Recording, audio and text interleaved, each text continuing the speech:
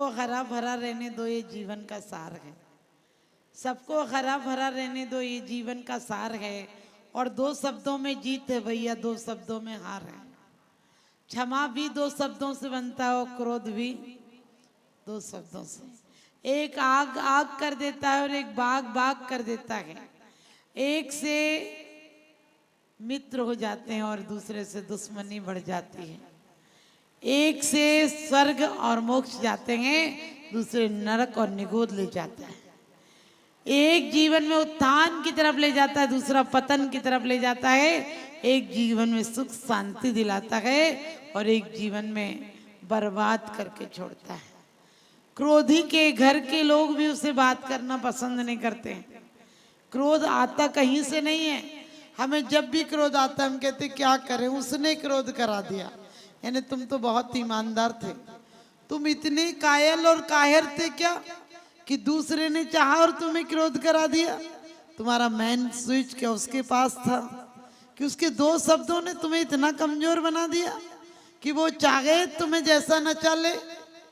अरे हमें अपने आप पर, आज हमने पूजा में पढ़ा है, पीड़े दुष्ट अनेक बांध मार बहुविधि करें, धरिए क्षमा विवेक कोप न कीजिए प्रीतिमा। आचार्य तुमसे कहते हैं प्रीतिमा, यदि तुम वास्तव में प्रीति है तुम्हें जरा भी अपने आप से, हमें दूसरों के लिए मीठा नहीं बोलना। हम दूसरों के लिए बहुत, जितने ठग बदमाश लुटेरे होते हैं वो आपको मीठे ही शब्द बोलते हैं। ऐसा मीठा नहीं बोलना है। हमारे अंदर से वास्तव में प्रेम का झरना बहे। हम कहते भी हैं उर से करुणा स्रोत बहे। बाहर से तुमने बहुत बहा लिया, आज ऐसा है कोई आता है तो कहते हैं आप आए धन्य हो गए। अंदर से पूछो धन्य हो गए कि आग लग गई। हम कहते हैं आप आए तो चांद निकल आया। चांद निकलता अंदर ज्वालामुखी फट रही होती है कि दो जनों का खाना और बनाना पड़ेगा। काहे पीड़े दुष्ट अनेक, यदि आपको दुष्ट जन पीड़ा भी देते हैं, मारते भी हैं, बांधते भी हैं, आपकी निंदा भी करते हैं, तो भी आप शांत रहो कि बुद्धगल थे, शब्द थे, कानों से टकराए, क्या हुआ। एक बार बुद्ध का एक फकीर कहने लगा, उसका नाम नीरो था। उसने कहा कि बुद्ध मैं कहीं जाना चाहता हूँ। उन्होंने कहा तुम किधर जाना चाहते हो।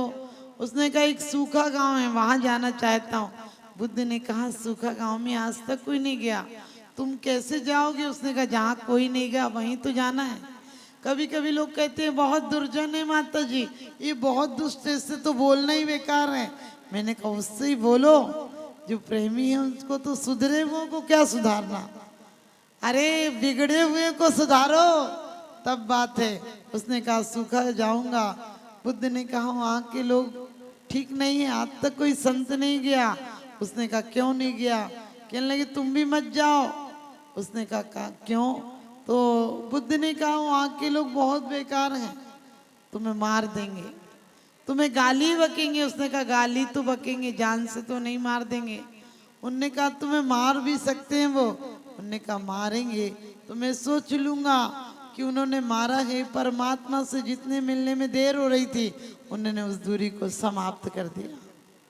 यदि वो मुझे मारेंगे, डांटेंगे, गाली देंगे तो मैं सोचूंगा मारा तो नहीं। मारेंगे तो सोचेंगे जान से ही तो नहीं मार दिया। और यदि जान से मार देंगे तो सोचूंगा कि जिस जीवन में कोई दुश्मनी हो सकती थी, तकरार हो सकती थी, दुराव हो सकता था, परमात्मा से इतने दिन मेरा मिलन नहीं हो सकता था, उन लोगों ने मुझे मिलन को जल्दी शीघ्रता से पहुंचा दिया। कितने मित्र लोग हैं। फिर बुद्ध ने कहा कि अब तुम जा सकते हो। जिसका नजरिया इतना बदल गया, आपसे भी कोई बुराई करे तो सोचो कितने अच्छे लोग हैं, मेरे को कर्म निर्जरा का अवसर दे रहे हैं, मुझे परीक्षा में पास होने का मौका दे रहे हैं। ये मेरे निरीक्षक और परीक्षक होकर आए हैं, मेरे पर किसी का बातों का असर नहीं होगा। हम कुत्ते जैसा नहीं कि कोई पत्थर मारे पत्थर पर झपटता है। हम शेर की तरह उन कर्मों पर ध्यान देंगे जिन्होंने मुझे रुलाया है हम उन्हें रुलाएंगे, जिन्होंने मुझे भगाया है हम उन्हें भगाएंगे। हम कोई कायर के नहीं, महावीर के बेटे हैं, जो उन्होंने करा था वो हम करके दिखाएंगे। कल्याण मंदिर में बड़ी अच्छी बात कही है कि आपने तो अस्त्र शस्त्र नहीं है, फिर आपने कर्मों को कैसे भगाया, आपने कर्मों पर विजय प्राप्त कैसे की। तो बड़ी अच्छी बात कही है कि क्या अधिक सर्दी से भी, अधिक पाला से, सर्दी से भी क्या पत्ते नहीं गल जाते हैं। आपके अंदर इतनी क्षमा थी कि दुश्मन नतमस्तक हो गया। हमें भी अपने आप को कमट के मठों में नहीं रखना है। उसने क्रोधित होकर पत्थर बरसाए थे और एक दिन वो पत्थर भी उन्हें चलायमान नहीं कर सके। अंगुलीमाल को सब देखकर घबराते थे, गालियां बकते थे, लेकिन बुद्ध जब निकले तो अंगुलीमाल को भी नतमस्तक कर दिया। हिंदू पुराणों में कथा आती है कि बुद्ध का अंतिम जो प्रयाण हुआ, कहते हैं कि एक दिन किसी गरीब जंगली आदिवासी ने उन्हें अपने भोजन पर बुलाया और एक कुकर मुद्दा होता, वाइट वाइट सा होता, छाते से बन जाते हैं, बरसात में कहीं कहीं हो जाता है। तो उसकी गरीब आदमी था, उसकी सब्जी का उसे ऐसे थोड़ा सा नमक मिर्ची डाल दी और वो दे दिया। वो जहरीले भी हो जाते हैं कभी कभी, और वो जहरीले थे, उन्हें खाने में भी कड़वे लग रहे थे, लेकिन वो खा गए और खाने के बाद उन्हें जहर फैल गया। उन्होंने अपने शिष्यों को बुलाया और कहने लगे उसको आशीर्वाद बोलो, उसको बुलाओ, उसने मेरे अंतिम प्रयाण के दिन मुझे भोजन देने का सौभाग्य प्राप्त किया। लोगों ने कहा आप कैसी बात करते हो, उसने सौभाग्य प्राप्त किया, आपको मौत दे दी, उसको नहीं देना चाहिए ऐसा खाना, आपने मना क्यों नहीं किया कि ये कड़वा था। वो कहने लगे वो इतने प्यार से खिला रहा था, उसके अंदर खुशी के आंसू थे, मैं उसके आंसुओं में व्यवधान कैसे बनता, मैं उसकी खुशी में व्यवधान कैसे बनता, मेरे से ये नहीं हुआ। और जिंदगी का क्या है, 10-20 साल, 100 साल, 50 साल आगे पीछे आती है जाती है, तो मौत तो आना है।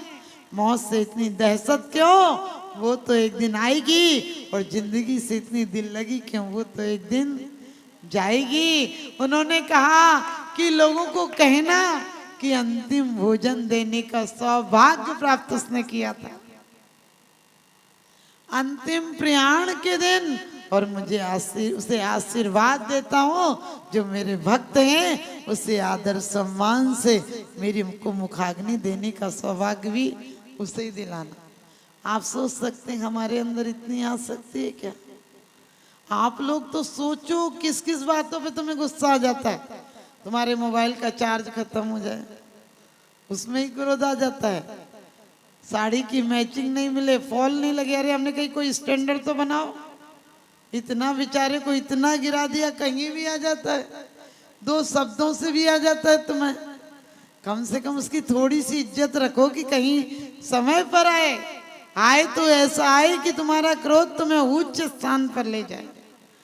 क्रोध हालांकि अच्छा नहीं होता है, क्रोध हमेशा नीचों को आता है और नीचे की तरफ आता है।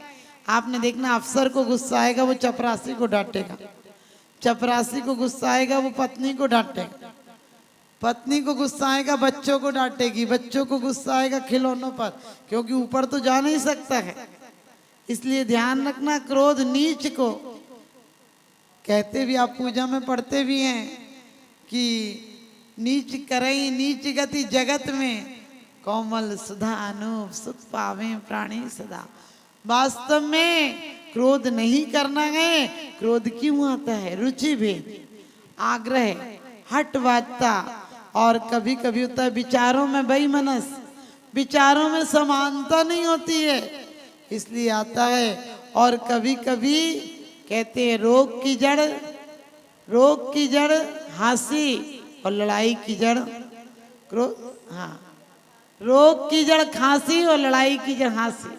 कभी कभी क्रोध में, मनोविनोद में, भय से, इनसे भी क्रोध आ जाता है, इनसे भी हम झूठ बोल जाते हैं। हमें क्रोध बिल्कुल जीवन में, कई लोग कहते हैं माता जी क्या करें, नेचर हो गया, करना नहीं चाहते। हमने कही तुम इतनी मायूस हो, इतनी कमजोर हो। अरे कभी भी लोग कहते हैं बच्चों पे क्रोध करना पड़ता है, हमने कही याद रखना, तुम्हें क्रोध आता है, बच्चे तो बेचारे बीच में शिकार बन जाते हैं। बच्चे रोज कपड़े गंदे करके आते हैं, तुम उसे गले से लगा लेती हो। जिस दिन घर में कोई झगड़ा हुआ हो उस दिन बच्चा गंदे कपड़े करके आए, तुम उसे पीट देती हो। बोले गंदे कपड़े करके आए, बेचारे को पता तक नहीं होता है कि आज क्या हो गया, रोज तो प्यार करती थी, आज क्या हो गया उसको। आप बच्चों पर कभी क्रोध मत कीजिए, और बच्चों को कभी क्रोध आए तो दूध मत पिलाइए, क्रोध आए खाना मत बनाइए, क्योंकि साइंस भी कहती है कि जब तुम क्रोध करते हो तो तुम्हारी नाड़ियों में से विषाक्त रसस्राव होता है, और वो जो भोजन करेगा, जिस समय बनाया जाएगा भोजन जिनके हाथों से, उनके द्वारा वो विषाक्त तुम्हारे भोजन में आ जाएगा। आजकल पति भी भोजन करेगा, पत्नी उसी टाइम सारा क्रोध उड़ेल देगी। तो हमें क्रोध नहीं करना चाहिए। क्रोध को कैसे जीतना चाहिए, तो कहते हैं मनोविनोद में, कोई क्रोध में कहे तो तुम भी हंस के जवाब दो। तुम्हारी शान घट गई होती कि रुतबा घट गया होता, जो गुस्से में कहा तुमने वही हंसकर कहा होता। आप मनोविनोद से मौन रहकर, लेकिन ध्यान रखना जब ज्यादा क्रोध आता है ना, तो कोई मौन रहे तो भी अपन को गुस्सा आता है। कभी आपने देखा होगा पत्नी बोले और पति नहीं सुने, तो पत्नी बोलती मैं बोल रही हूँ, सुनाई पड़ रहा है। एक पत्नी बोल रही थी, पति चुपचाप था, बोले मैं बोल रही हूँ, आपको सुनाई पड़ रहा है। बोले सुनाई पड़ रहा है। बोले क्या हिसाब सा लगा रहे हो दुकान का। बोले हिसाब नहीं लगा रहा हूँ, मैं ये सोच रहा हूँ तूने 1 मिनट में जितने शब्द भेजे, उत्तों को यदि तार से भेजना पड़े तो 270 रुपया लग जाएंगे, क्योंकि वो तार बाबू तो अपना हिसाब लगा रहा था। हर आदमी यहाँ अपना हिसाब लगा रहा है। तो हमें विचारों में विशालता लाना है, सहानुभूति लाना है, और समझदारी से काम करना है। क्योंकि जो गुस्से में तुम कहते हो, घर घर देखना, यदि खाना भी बन जाएगा तो पत्नी जो है वो पति से कहे खा लो, मैं यही काम करती रहूंगी क्या, मुझे और कोई काम नहीं। बड़े बुजुर्ग होंगे तो भी अपन उनसे उलझ के बोलते हैं खा लो, बना है। और यदि वो कभी भूल से कह दें कि बेटा थोड़ी रोटी कड़क है, तो हम प्यार से नहीं कहते हैं कि नहीं कल से ठीक से बना दूंगी माँ जी, अब चिंता मत, ऐसे ही होगा मेरे से, आप अपना कर लो, नहीं तो मेरे से नहीं होगा। अरे कहते हैं जो गुस्से में कहा तुमने वही हंसकर कहा होता। थोड़े प्यार से बोलने की आदत डालो। ये बोलना नहीं है, एक कर्म आश्रम में कारण है, मन वचन और काया से होते हैं। तो आप ध्यान रखना, यदि क्षमा नहीं तो ये तो मात्र उत्सव है, और यदि क्षमा है तो महा महोत्सव है। हमें अपने जीवन को उत्सव नहीं महोत्सव बनाना है। एक राजा के दरबार में एक व्यक्ति आया और हीरा लाया, कहने बहुत महंगा हीरा था। कहने लगा राजन, जो मेरे हीरे को और इस कंकड़ को, 2 चीजें हैं, इसमें से असली हीरा बता देगा, मैं आपके राज्य में हीरा बैठ करके चला जाऊंगा। और हीरा 1 करोड़ का था। एक व्यक्ति बहुत जौहरी आए, नहीं बता पाए, दोनों एक से थे, लेकिन एक अंधा आया और कहने लगा मैं बता सकता हूँ। लोग हंसने लगे, तू तो जन्मांध अंधा है, तू क्या बताएगा। उसने कहा मैं बता दूंगा। और वो दोनों हीरे और कंकड़ को धूप में रख दिया। धूप में रखने के बाद जब उठाया तो उसने असली हीरा बोला, ये हीरा है, ये कंकड़ है। उसने कहा तुम कैसे पहचाने कि ये हीरा है। कहने लगे धूप में भी गर्म नहीं हुआ, ये धूप में गर्म नहीं हुआ, ये हीरा था, और जो पत्थर था वो धूप में गर्म हो गया। आप भी अंदाज लगाना, यदि तुम हीरा हो तो तुम्हें क्रोध नहीं आएगा, और यदि तुम पत्थर दिल हो तो तुम्हें क्रोध आएगा। आप सब हीरा बनिए और अपने जीवन को भी हीरे जैसा बनाइए कि आपको आज उत्तम क्षमा धर्म की माला फेरना है। लेकिन सिर्फ माला ही नहीं फेरना है, मन को भी फेरना है। ये 10 लक्षण पर हर साल आते हैं, लेकिन तुम्हारे लक्षण एक भी नहीं सुधर पाता।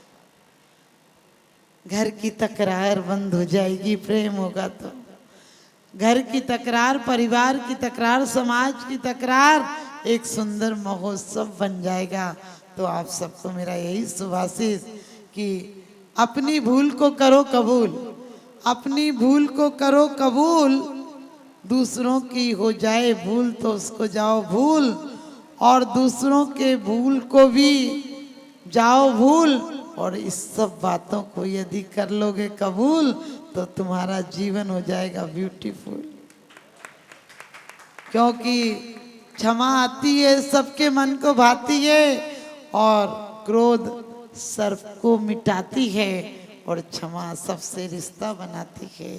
तो आज वाणी की क्षमा नहीं, दिल से भी क्षमा आना चाहिए। किसी की परिस्थिति समझो, किसी की मजबूरी समझो। यदि पति कुछ नहीं लाया, पत्नी तबेला समूह कर लेगी। और यदि पत्नी ने एक काम नहीं किया, पति कहता मेरे तो कर्म फूट गए, कुछ काम ही नहीं होता मेरा, तो तू करती नहीं है। हमने कि तुम्हारे कर्म फूट जाते तो तुम सिद्ध नहीं बन जाते। ध्यान रखना, आप सब सिद्ध बने, आपके कर्म फूटे तो ऐसे फूटे कि दोबारा जुड़ने की उन्हें हैसियत नहीं हो। तो हम सब अपने कर्मों का नाश करेंगे। और आज के दिन आप लोगों को उत्तम क्षमा धर्म की माला दीदी बताएंगी, और बहुत अच्छा, दीदी भी बहुत अच्छा पढ़ाती हैं।